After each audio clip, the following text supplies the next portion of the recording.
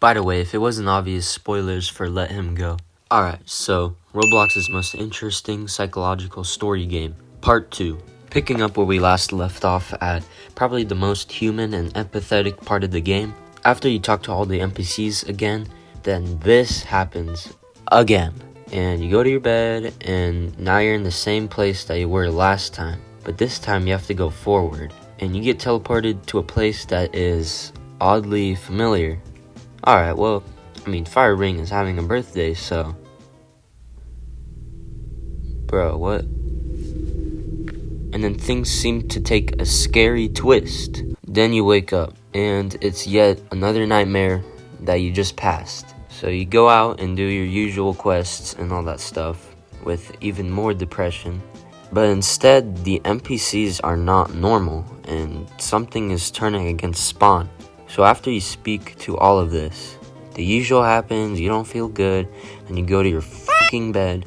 And when you dream, something better happens? After all that time that Fire Ring was mean to you, now he wants to apologize? Well, hell yeah. You rush to the door, the music is almost mysterious and uneasy, yet kinda upbeat. But you rush to the door, it feels like holding the E button takes longer than it does, with Fire Ring constantly knocking on the fucking door. Once the door opens, it feels like things finally got resolved. Except... this has to be one of my favorite scenes in the game. I really like how it subverts your expectations to what we've seen before in the game, and you can almost empathize well with Spawn. And when this scene happens, you can almost just feel the excitement to open the door. Great scene. Anywho's, you wake up, and then obviously you get more depressed, but feels like you've completely lost your mind. And your objective is something. Whatever. Let's just see what's outside.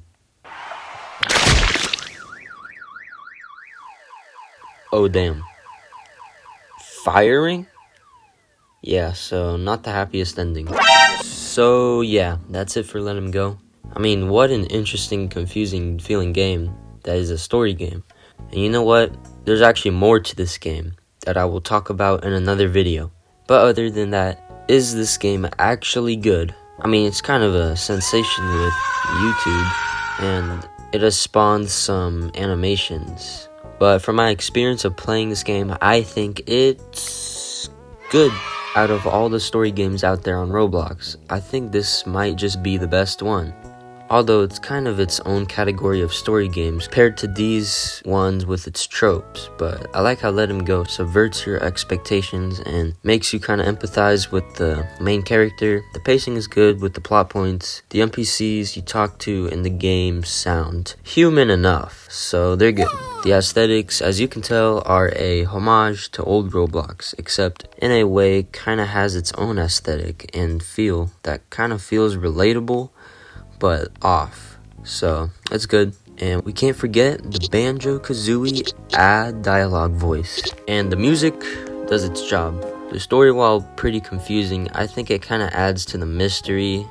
And while the ending is arguably not good because it's a sad ending, I rather kind of like endings that don't end off on that good of a note. Alright, so that's about it. Let Him Go is definitely quite a mysterious, thought-provoking game, but I think it's good and it stands out, and you should play it. So please comment what you think about this little review and do what you want to support me, and see ya.